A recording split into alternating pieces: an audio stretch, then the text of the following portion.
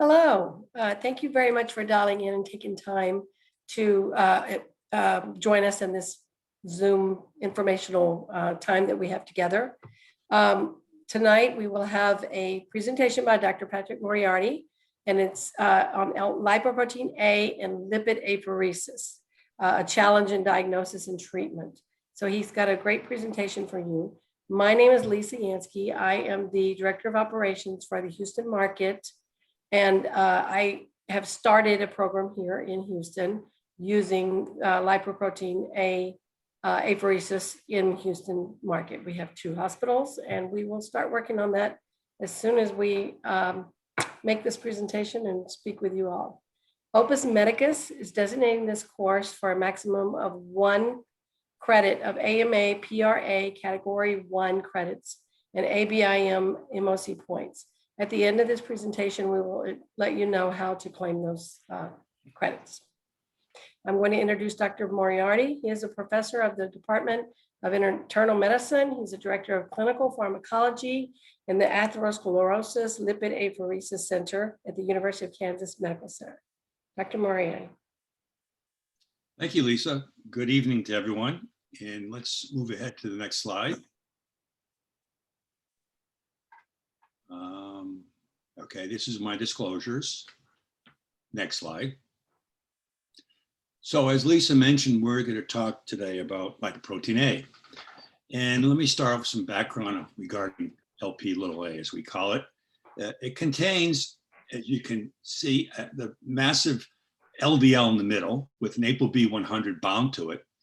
And by a disulfide bond, the protein A is connected to it. Now, the protein A structurally looks similar to plasminogen.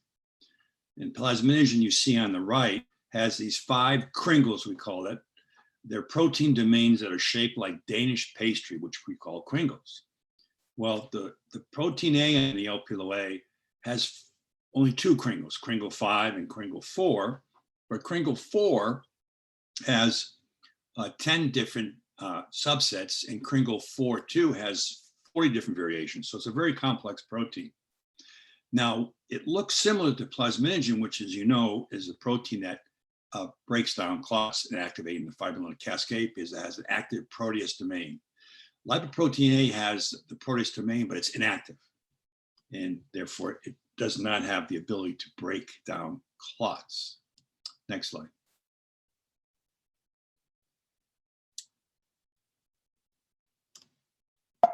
Next slide, okay. Now, the protein A has different sizes to it, and therefore you have different sizes of lipoprotein A. Next slide. And what makes this lipoprotein very increased risk for cardiovascular disease? It has 3 mechanisms of potential action in the atherosclerotic cascade. 1, it's LDL, so it causes atherosclerotic plaque. 2, the protein A, as I mentioned earlier, has an inactive protease domain, so it binds to a clot, but because of its inactive domain, it doesn't initiate the fibrinolytic cascade. So it extends the lifespan of a clot, which in a certain area of the vascular system is not what you want. 3rd, as you can see from the top of this slide, it contains a lot of pro-inflammatory markers, particularly oxidized phospholipids, which are major players in destabilizing the plaque and causing it to rupture. In fact, about 80% of your oxidized phospholipids in patients with high Lp(a) are bound to the Lp(a). Next slide. Interesting, there's only a few mammals that have Lp(a). You have the European hedgehog, you have mammals with tails or baboons, so forth, and you have mammals without tails, which includes us. And they all have different variations of the kringle protein units, as I mentioned. Next slide. But interesting, when you look at oxidized phospholipids, as you can see, humans on the top here and the plasminogen are the only ones that have this oxidized phospholipid. None of the other mammals have that. And that brings the question of its risk of cardiovascular disease based on the isolated deoxyrized phospholipids. Next slide. As I showed you there. Now, it's been shown that Lp(a) is associated with many cardiovascular disease risks. One has been shown, and this is a great study published in New England Journal, looking at genetic SNPs, finding an association with valvular calcification and aortic stenosis. And the only genetic marker that showed in this study that was published now 8 years ago was the Lp(a) genome as a correlation to the calcification of aortic valves. Next slide. Interesting, interleukin-6, a cytokine mainly involved with inflammatory activity, it's a major cytokine for this so-called cytokine crisis that you see with the COVID, that we find that there's on the genome of Lp(a), there's a promoter region that responds to IL-6, meaning if you have IL-6 in your blood, it activates the production of more Lp(a) in the vascular system. It can increase Lp(a) levels by 2 or 3-fold levels during this kind of episodes of stress, cardiovascular events, infection, and so forth. So a whole activity of Lp(a) can be augmented by this increase from IL-6. Next slide. And besides its association with calcific aortic valve disease, it can also be associated with coronary disease. This is looking again at different Lp(a) levels and the Lp(a) genotypes, showing a strong correlation that the higher your Lp(a) goes, normal in this case is less than 30 milligrams per deciliter, the higher your cardiovascular risk goes with it. Next slide. And it's also been found to be associated with heart failure. Here you can see on the left side, the levels of percentiles of Lp(a) from 1 to 33 to over 99, the association to heart failure development is quite high. Next slide. And more recently, and I thought this was an interesting paper published this year, looking at the prevalence of retinal vein thrombosis in patients with abnormally elevated Lp(a) versus normal Lp(a)s. And again, as I mentioned, the increased risk of coagulation extension by the Lp(a) could be a mechanism that we're seeing in these patients who have this retinal vein thrombosis. Next slide. And stroke. Ischemic stroke has also been found to be associated with elevated Lp(a)s. Next slide. Let me go into that in more detail. Now, when you look at acute ischemic strokes in young adults, it's like less than 55. Next slide. The majority of thrombotic strokes for adults is associated with some kind of atherosclerotic plaque somewhere, which disassociates itself and causes a cardiovascular event. When it comes to pediatric ischemic strokes, it's less than 2% where they find a plaque. Less than 2%. In those patients under 55 years of age, most thrombotic ischemic strokes are considered cryptogenic, meaning we don't know what causes them. 40%. And now we're realizing that children with an elevated Lp(a) above normal in the higher quartile have a 4-fold increased risk of developing acute ischemic stroke. And the risk of a recurrent ischemic stroke, which is normally about 5 to 15%, is increased more than 10 times in a patient with an elevated Lp(a) in the greater 90th percentile. Next slide. Here's a recent study that was published this year. I don't know where the reference is, but it's in the European Heart Journal, called the BioSignal. They looked at patients who had thrombotic strokes, and they followed them for 12 months to see who would have another stroke within the 12-month period. And they looked at patients with above and below 100 nanomoles per liter or 40 milligrams per deciliter of Lp(a) to see what would happen. And as you can see from this figure, the patients with the high Lp(a) had a significantly higher another stroke within the 1-year period. Next slide. And they broke them down to look at large atherosclerotic arterial strokes compared to non-large atherosclerotic arterial strokes. And looked at patients with no AFib to AFib, and patients under 60 compared to patients over 60. And Lp(a) always was showing to be a predictor of higher risk of developing a stroke in those patients. Next slide. In that same study, they looked at the predictability of large arterial atherosclerotic strokes based on the age and the Lp(a) levels. And if you look up in the top left-hand corner, this orange, which is the highest level of risk of stroke, and you look at the age down here, 20 to 30, their predictability based on Lp(a) levels of having another stroke is extremely elevated. Next slide. Now, Lp(a), the degradation of it is kind of complex. Some through the liver, some degradation occurs through the kidneys, and other mechanisms we still don't fully understand. But some of it, as I mentioned, goes to the kidneys. Next slide.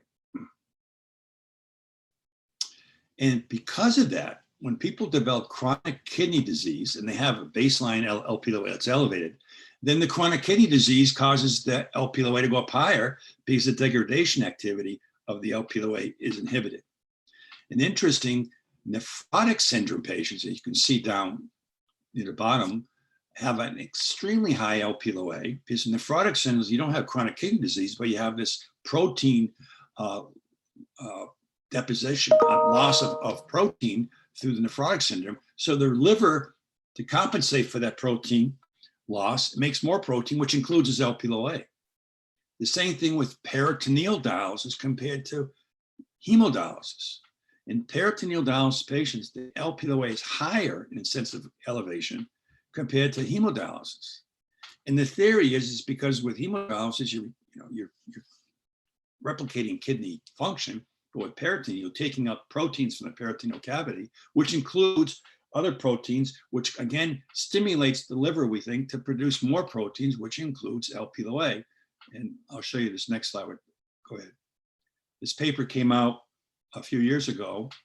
And I apologize. I don't know why the references aren't on the slides. They should be on the bottom there, bottom right.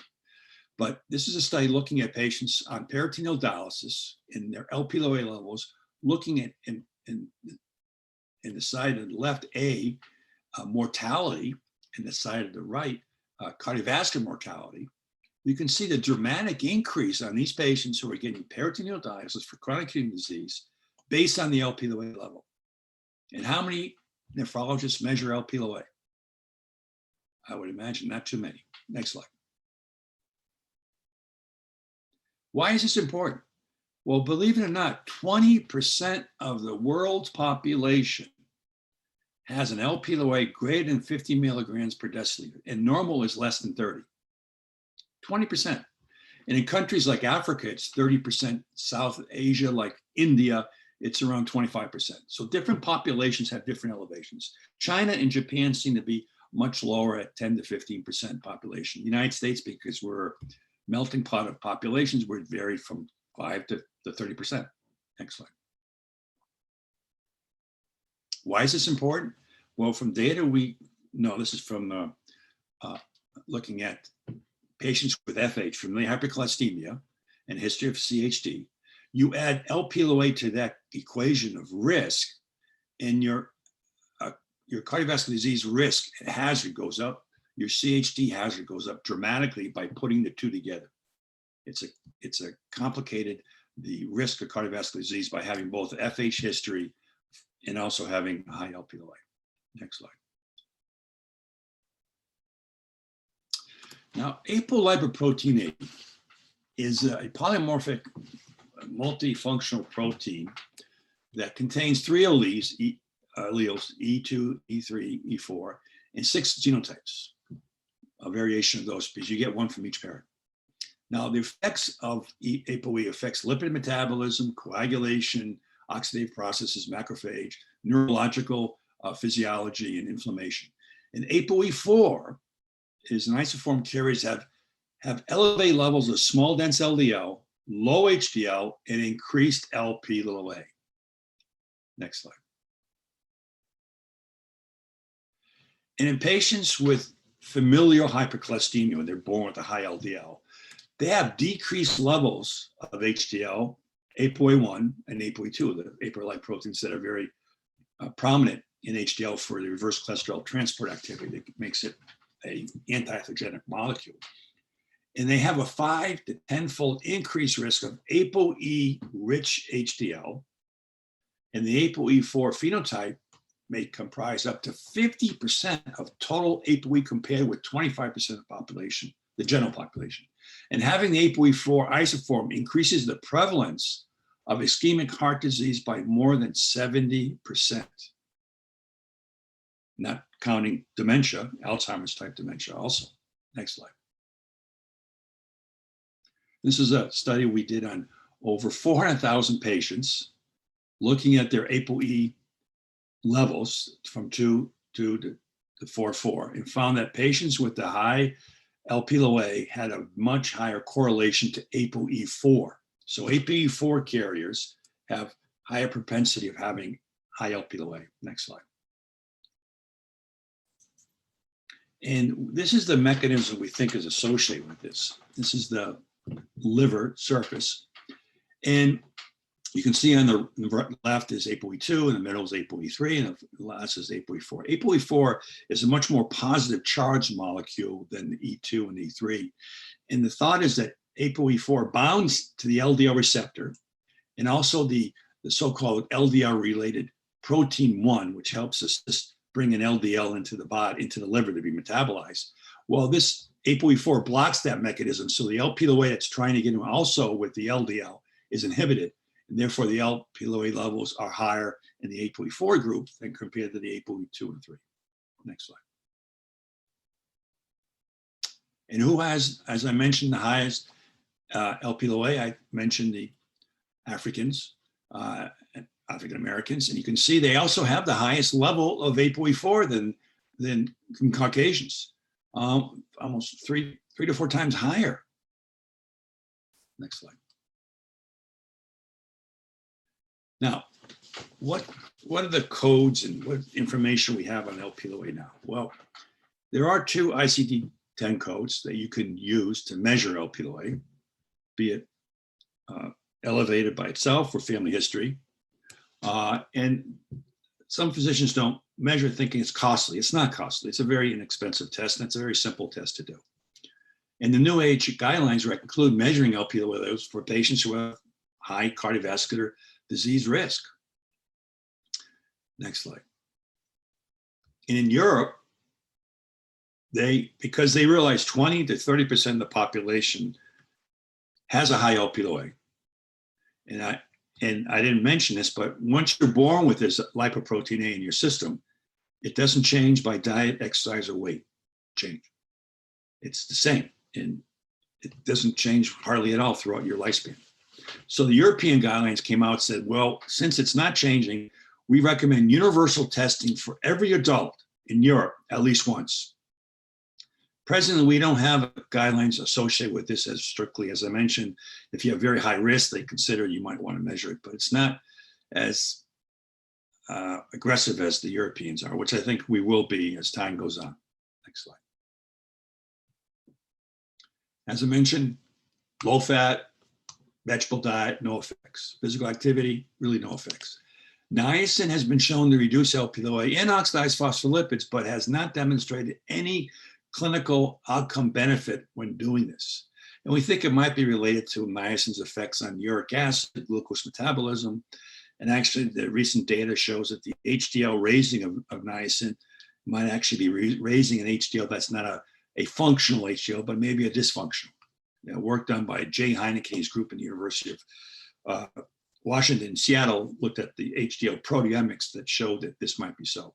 What has been shown to be somewhat beneficial is estrogen in women, and the women's health studies show a reduction of Lp(a) and also a reduction in cardiovascular disease. Similarly, aspirin has been shown to reduce Lp(a) levels and also have a modest effect on cardiovascular events. Next slide. Unfortunately, statins have no significant effect on Lp(a). They actually might raise it. and they actually might raise oxidized phospholipids.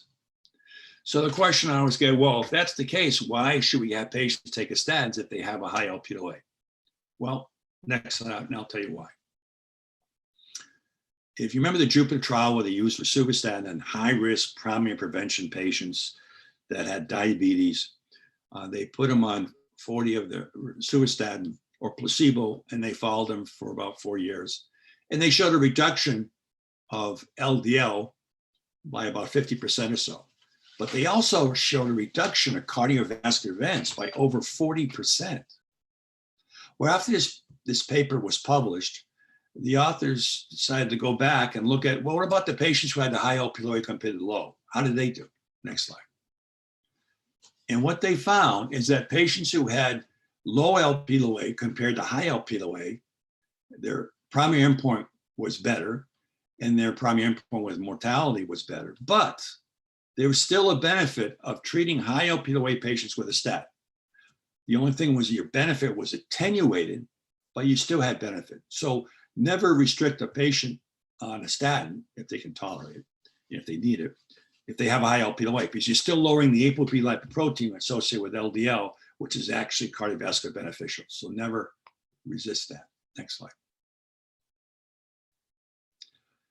Now, I mentioned the interleukin-6 story. You might know what tocilizumab is, a very popular drug now in the field of COVID because it's an interleukin-6 receptor antagonist. It's been used in therapeutic treatment of these patients with some success. And interesting because it inhibits the IL-6, as I showed you, stimulates Lp(a) production. It's also been shown that it reduces Lp(a) by close to 30, 40%. Next slide. And PCSK9 inhibitors, which have been around for 5 years now, have also shown a benefit in reducing Lp(a). This is the Fourier trial using the evolocumab drug that was used in that trial. And you can see that the higher your Lp(a), the more powerful the reduction of cardiovascular events were. The problem on the right you can see is your Lp(a) levels go up, your reduction of Lp(a) with a PCSK9 inhibitor, in this case, evolocumab, diminishes. So the lower your Lp(a) is, you get about a 30% reduction with a PCSK9 inhibitor. When it gets up real high, let's say 100, you get about a 15% reduction. So it wanes as the Lp(a) level goes up, but you still see clinical benefit. Next slide. The competitor, next slide, alirocumab, which is another PCSK9 inhibitor, in the Odyssey outcome trial, they showed similar benefit. In fact, they showed when your LDL is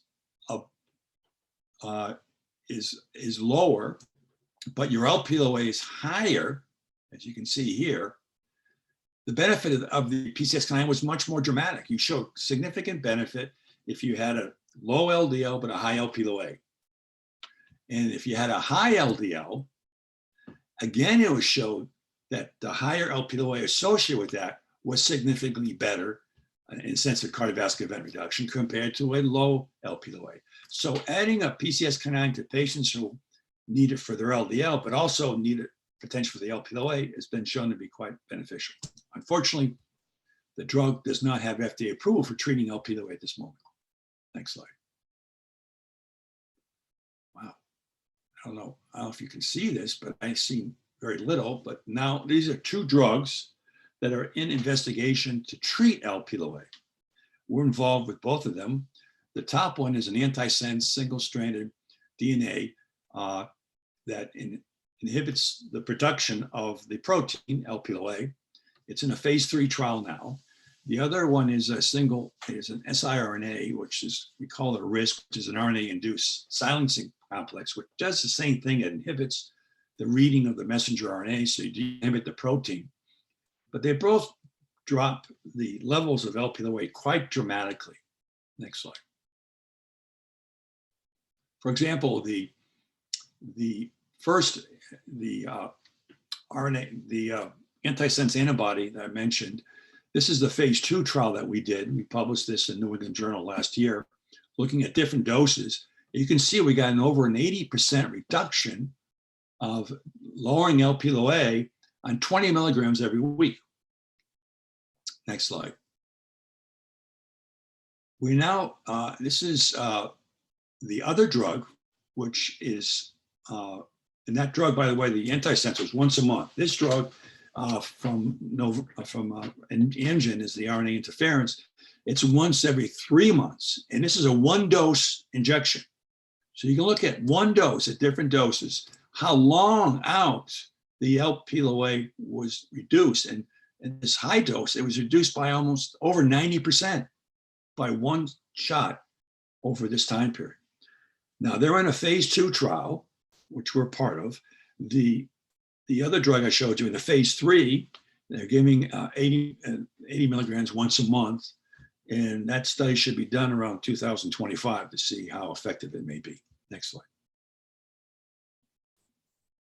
So in the meantime, what can we do for LP(a) to successfully reduce levels? And that, well, we come into apheresis, which we're talking, which Tadao talk was.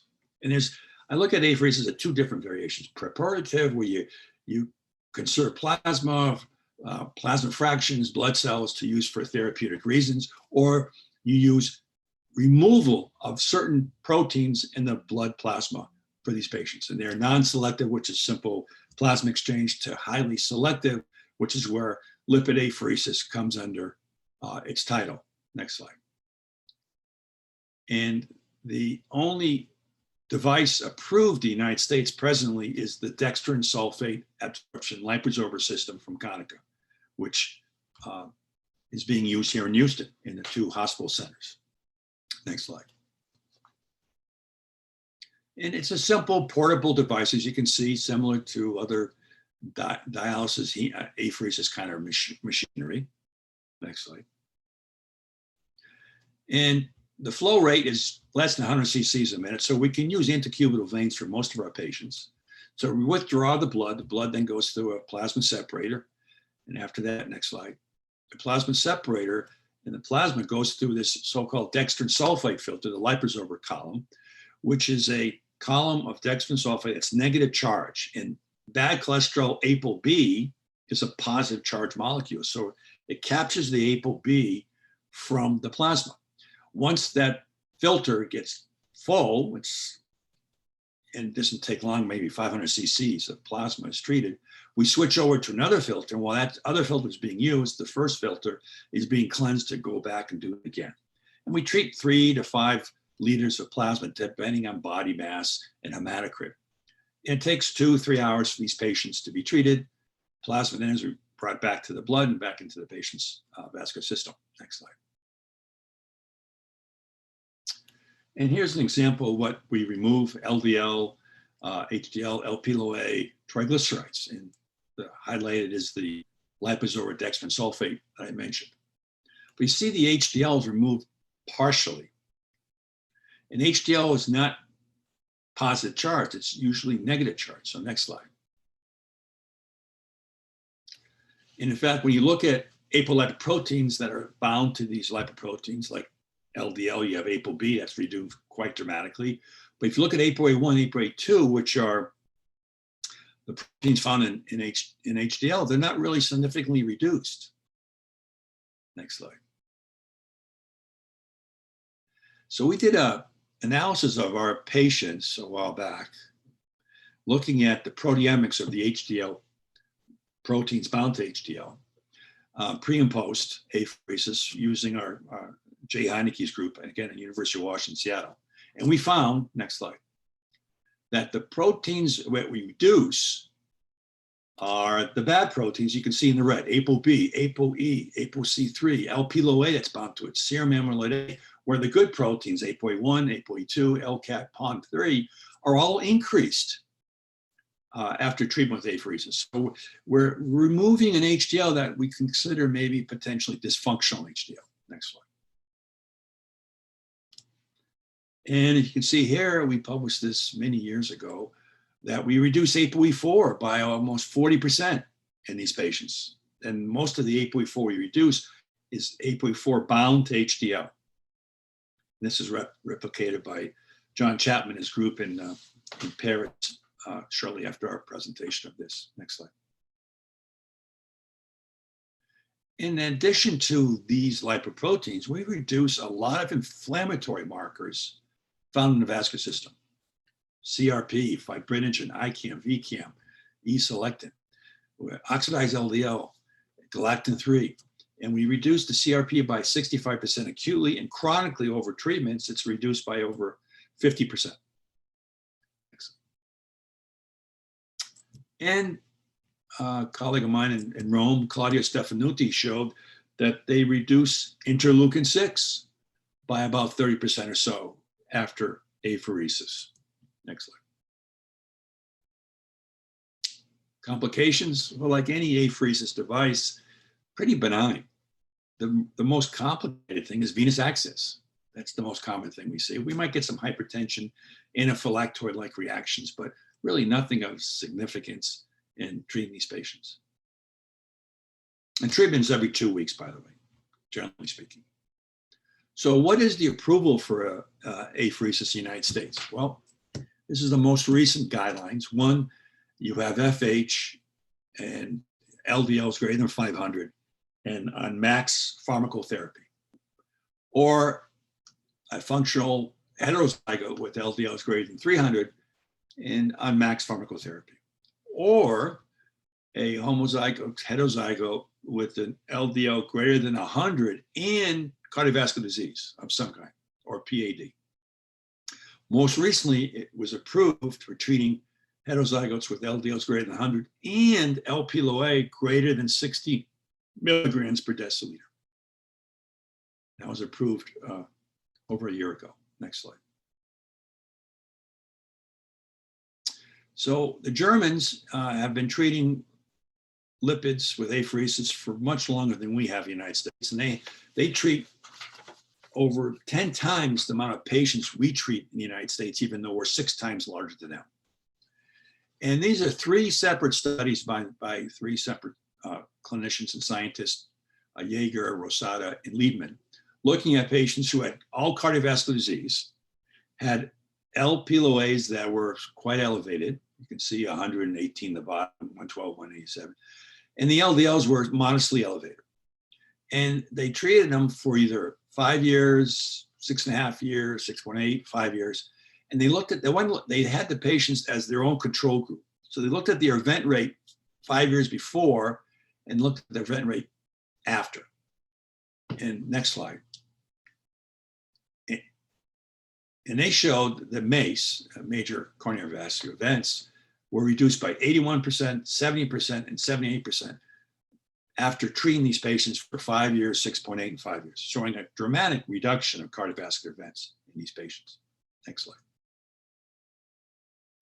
We ourselves published a recent paper looking at the same thing in our patients who had high Lp(a). And this was about 14 patients. And their baseline LDL was 80. The corrected LDL, meaning when you take out the LDL from Lp(a), this is what we estimate the LDL is, that's not Lp(a) related, is about 39. And their Lp(a) was 138 milligrams per deciliter, so quite elevated. But you can see the dramatic reduction in those lipoproteins. Next slide. And we looked at events. The MACE events were reduced by 94% after 4 years. And the 2 events were stent placements in the patients that we had. But no other adverse, no infarction, no acute event was occurring, just 2 stent placements after treating these patients for a 4-year period. Now, one of these patients was an 11-year-old boy. Next slide. And he is referred to us from the Children's Hospital in Kansas City. Next slide. And he had a stroke, multiple strokes, actually. And he was admitted there, and they were treated for CNS vasculitis.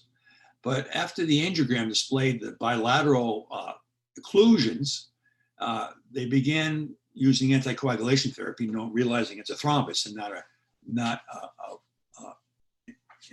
inflammatory process. And a repeated cerebral angiogram showed worsening of his symptoms and so forth, and the clot would not dissipate. It was in the basilar artery. He was sent to KU for a thrombectomy by the invasive radiologist team. Next slide.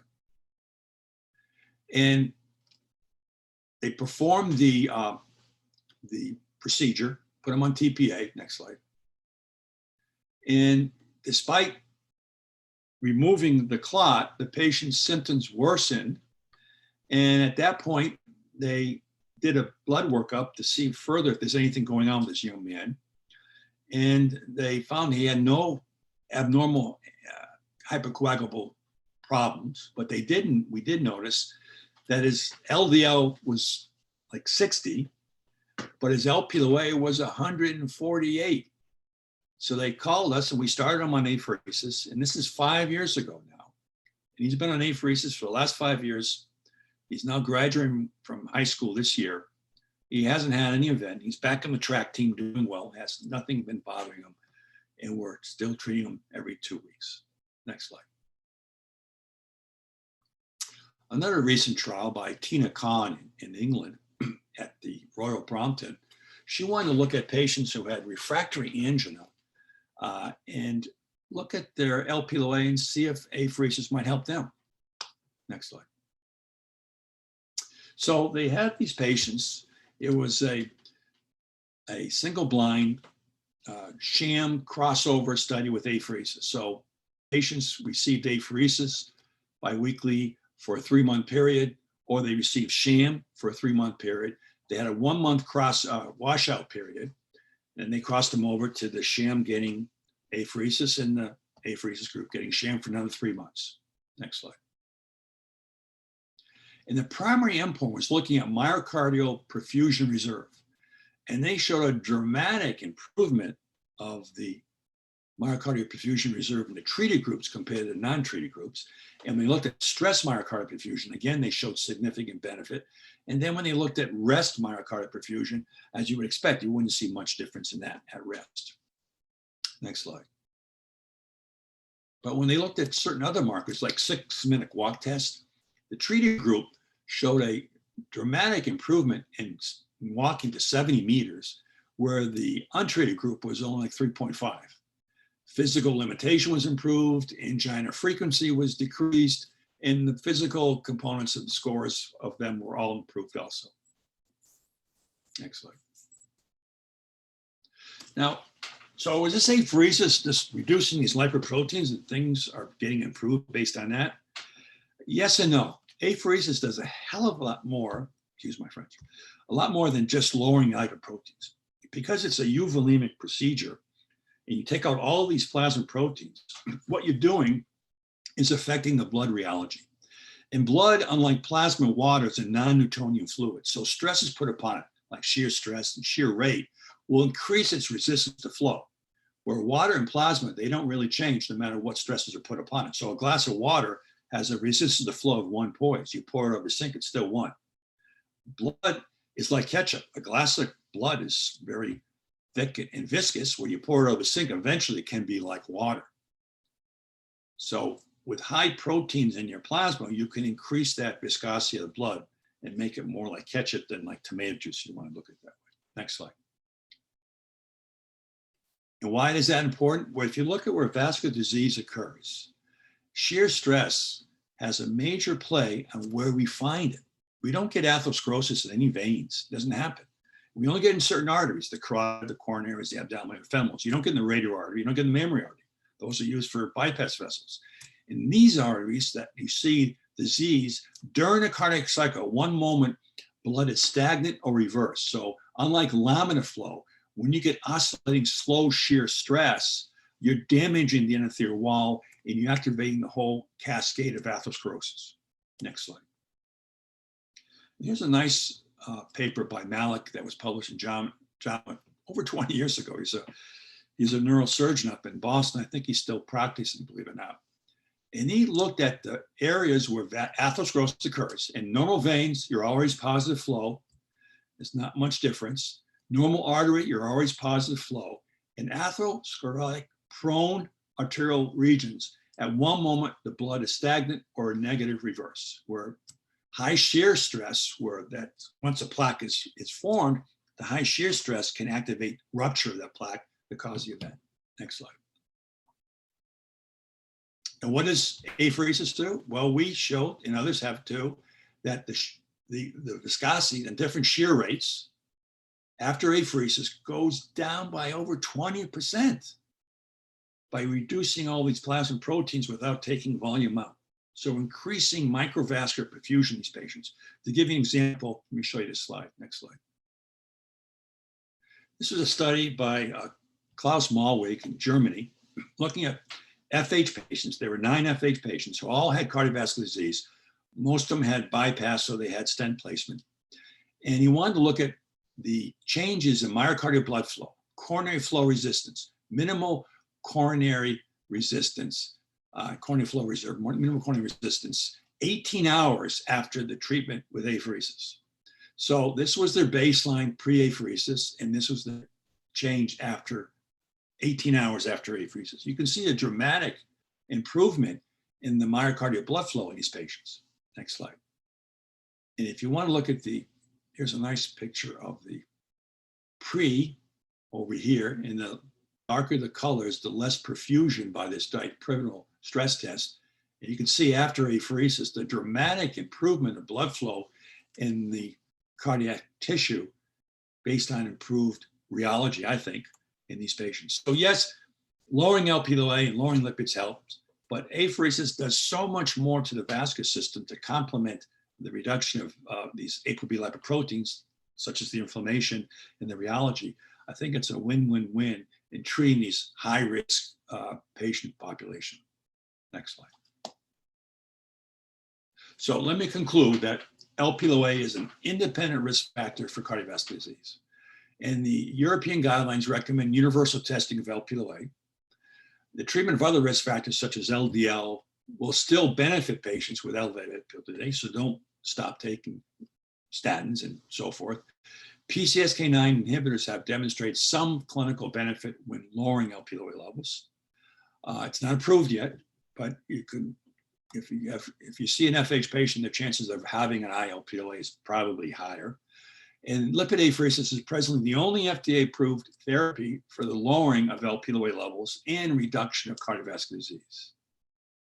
Finally, future therapy, as I showed you, the antisense, the RNA interference drugs, show very good promise in lowering Lp(a)s, and hopefully by their phase 3 trials will show reduction of cardiovascular events.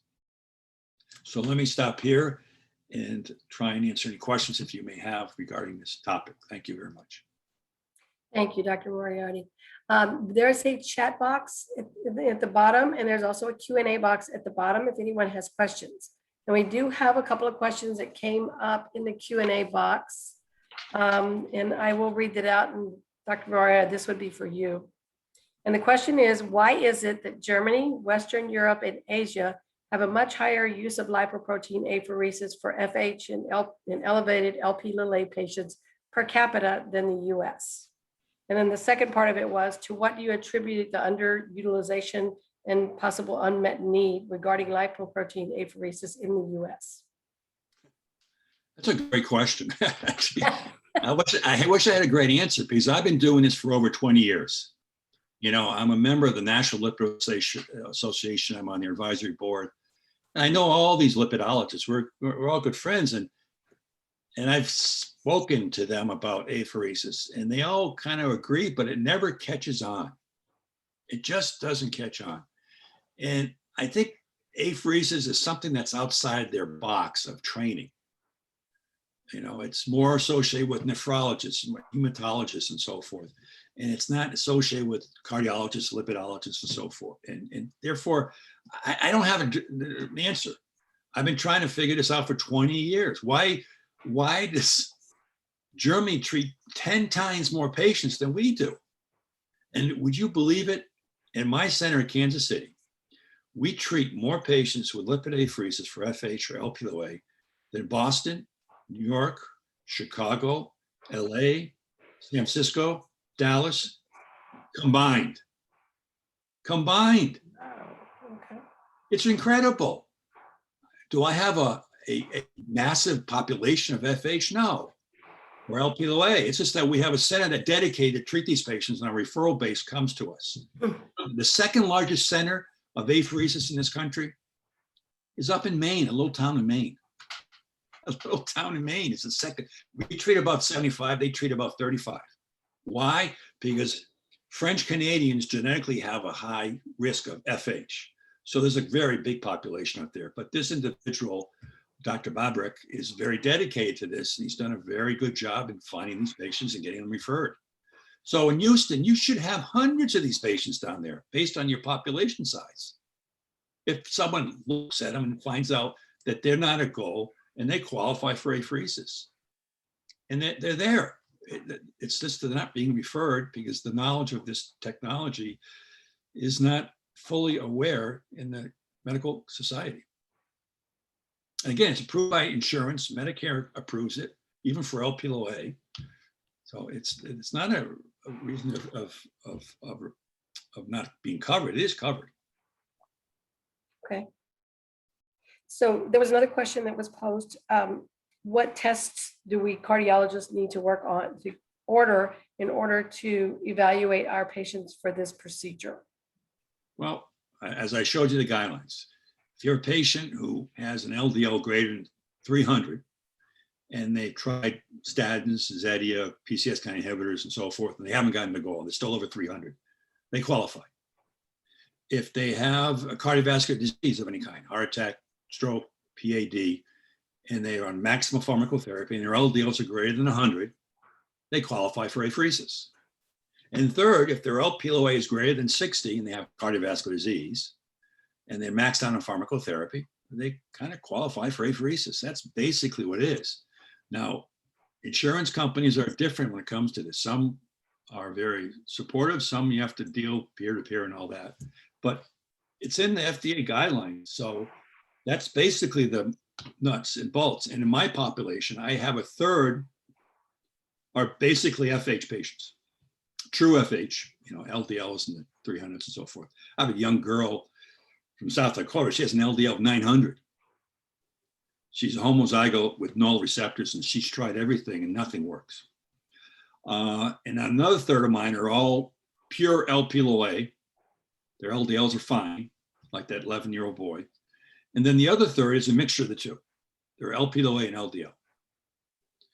So the PCSK9s have helped with the LDL patients. The new drug from Regeneron, the Atkesia, which is used for HoFH patients, I use it on my young girl, and her LDLs have gone down 50% more with that drug. And hopefully there are newer drugs coming. And the LP-A drugs we talked about could potentially, in 3 or 4 years, be of value too. But in the meantime, the only thing that works is apheresis. Thank you. There's another question here. It says the 2 drugs in investigational trials, how long would it be to see the outcome trials using these? I assume since the event rates in these types of folks with elevated LP-A is so high that it might not take that long? Yes, those trials, the phase 3 trial is called Horizon by Novartis.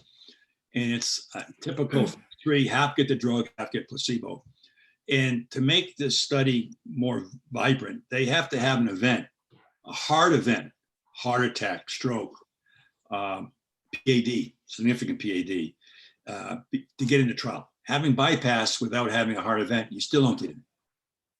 Having endarterectomy without having a stroke, you still don't get in. So you have to have hard endpoints. So these are very high risk patients. And the LP-A has to be high, over 70 milligrams per deciliter. And we expect recruitment to finish in a year or 2. We expect the outcome to come out in 2025. Okay. And then the second part of it is, what is the interval of getting apheresis to the patient once they are on treatment? I'm not quite sure. Well, I think he's asking maybe. They get treated standardly every 2 weeks on our patients. Yeah.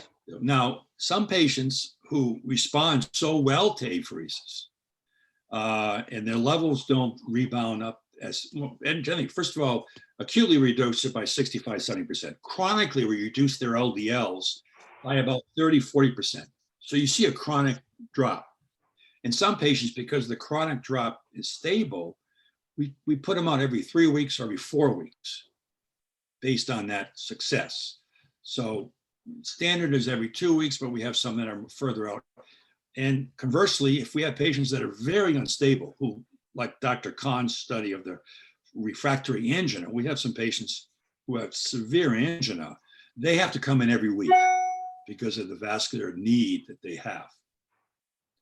I have one woman who came in with 20 stents 10 years ago, and she hasn't had a stent since. And they told her there's nothing left to stent.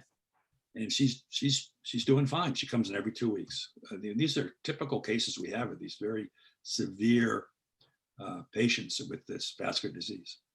Wow, that's impressive. Yes, they're a miracle. So what specific laboratory tests should be obtained to help qualify a patient for this therapy? Well, I'm assuming they're asking about what a cardiologist would write for in order to obtain the baseline of LPA.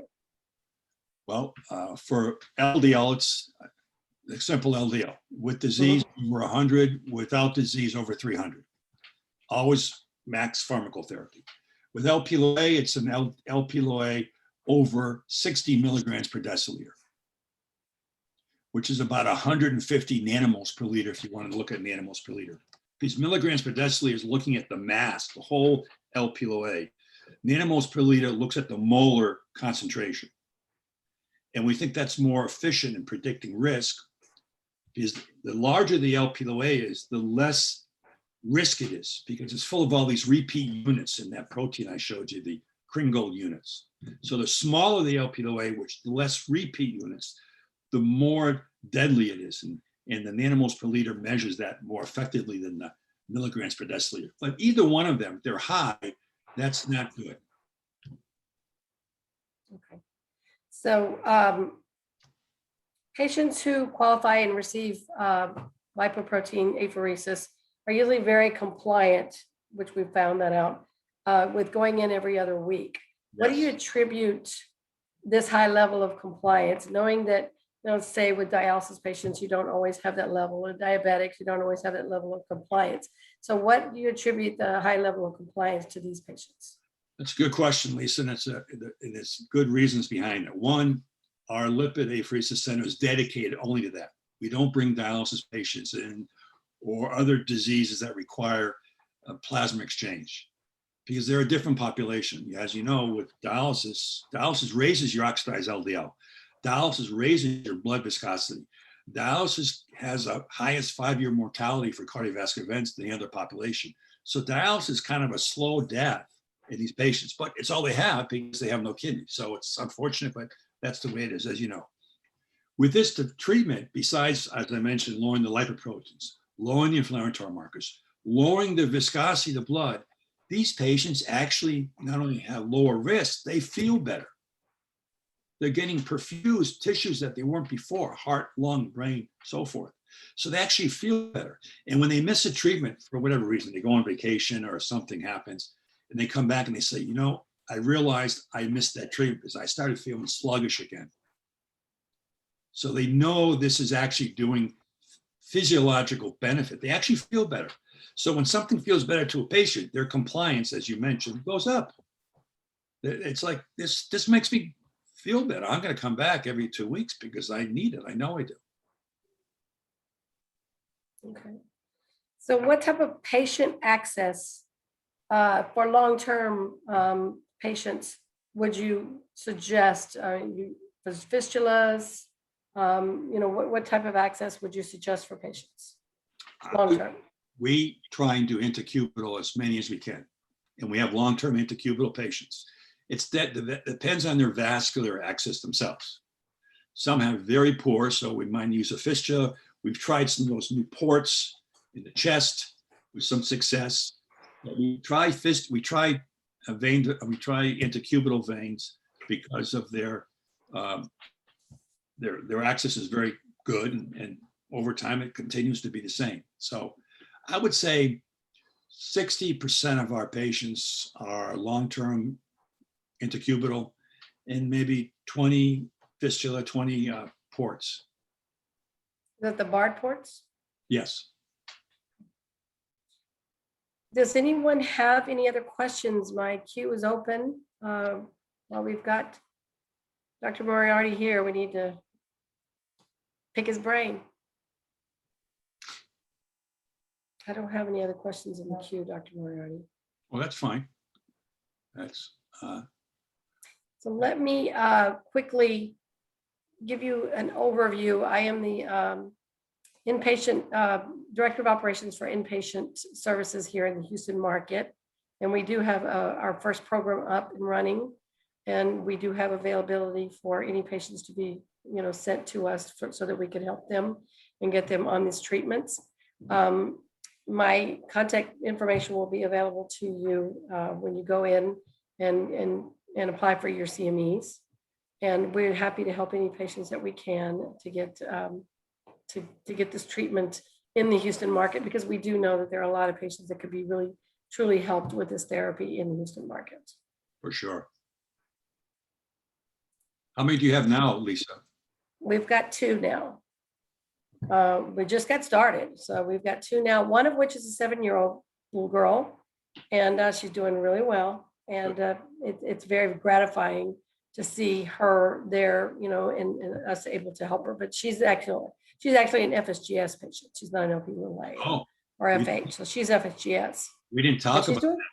She's doing very well. She's this is her 3rd week of 2 treatments, and she's managing fine, doing great. We treat FSGS too. They're referred to us from the Children's Hospital. That's where they were. And this is for focal segmental glomerulosclerosis for the audience. And it's a common pre-post kidney transplant problem with the etiology not fully understood. And treatment has been plasma exchange up until now with not really great success. But the FDA approved lipid apheresis, particularly the Konica device, based solely on Japanese data. There was no trial done in the United States to validate it. They validated it on the Japanese data because of the orphan disease status. And as you said, Lisa, it's been fairly successful. And you only need about 12 treatments to get them turn their kidney function back to improved numbers. Right. And they're doing really well. So we're ready to take on any patients. And my information again will be on the CME credit page. Jennifer, do you have that last slide for me?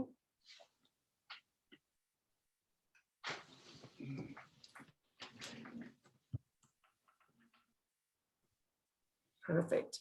So if there aren't any more questions, we'll close this session. But just know that you will have to claim your credit, you're going to click on the exam, but in your browser, you're going to go to opusmedicus.com/CME/250. And you will click on it will be a short exam, it will be a short eval, and then your certificate buttons are on there for you to claim that. And then our information for the Houston market will be in that also. So all the slides are available for your reference. View them, for credit, you just take the exam and you will receive your credit.